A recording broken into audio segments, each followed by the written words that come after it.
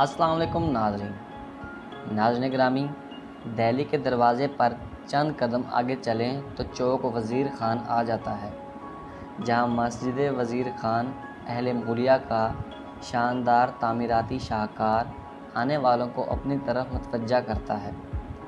مسجد وزیر کی تعمیر شہنشاہ ہندوستان شہاب الدین شاہ جہاں کے 7ویں سال یعنی کہ 1635 عیسوی میں ہوئی اور 1242 عیسوی کو 7 سال کے عرصے کے بعد اس کو مکمل کیا گیا۔ اس مسجد کا افتتاح شاہ جہاں نے خود کیا۔ اس مسجد کے امام شیخ علم الدین انصاری تھے، جو کہ چنیوٹ کے رہنے والے تھے، جنہیں شاہ جہاں نے لاہور کا گورنر مقرر کیا اور وزیر خان کا خطاب بھی عطا کیا۔ بادشاہی مسجد کی تعمیر کا کام 30 سال بعد یعنی 1671 میں کیا گیا۔ مسجد وزیر خان لاہور کے گورنر شیخ علم الدین، جنہیں نواب وزیر خان بھی کہا جاتا ہے، انہی کے نام سے مشہور ہے۔ اس مسجد کے داخلی دروازے کی چوڑائی 21 فٹ ہے۔ دونوں اطراف پر 4 فٹ دائیں بائیں چبوترے ہیں اور ان کے بیچ 3 فٹ چوڑی سیڑھیاں ہیں۔ اس کے شمال اور جنوب میں 14 فٹ چوڑا راستہ ہے۔ مسجد کے درمیان میں موجود داخلی وضو والے تالاب کے اطراف میں بھی داخلی دروازے بنائے گئے ہیں۔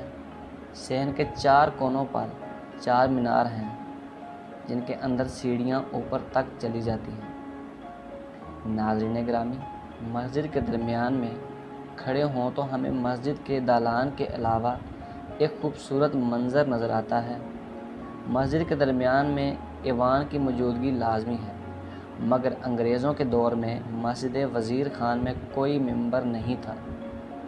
اپریل 1899 میں جب لارڈ کرزن وائسرائے ہند نے جب مسجد کا دورہ کیا تو اس کی تزئین و آرائش سے متاثر ہوئے بغیر نہ رہ سکا۔ اس وجہ سے اس نے اسکول آف آرٹس کے ماہر لوگوں سے اس مسجد کا ممبر بنوایا اور تحفتاً مسجد کو پیش کر دیا۔ 100 سال گزرنے کے باوجود آج بھی ممبر ایوان میں موجود ہے۔ جب دہلی دروازے میں شامل ہو کر کشمیری بازار میں جایا جائے تو اس کے ساتھ ہی شاہی حمام کی بھی عمارت ہے، جو کہ نواب وزیر خان کا ہی تعمیر کردہ ہے۔ ورلڈ بینک اور دیگر اداروں کی مدد سے اس حمام کو دوبارہ محفوظ بنایا گیا ہے۔ شاہی حمام کے نیچے پرانی دکانوں کو بھی ختم کر دیا گیا ہے اور پرانے مکان بھی ختم کر دیے گئے ہیں، اور شاہی حمام کے ساتھ جاتی ہوئی سڑک کو بھی پرانے طرز سے دوبارہ تعمیر کیا گیا ہے۔ اس راستے کو اب شاہی گزرگاہ کا نام دیا گیا ہے اور یہ راستہ سنہری مسجد تک جاتا ہے۔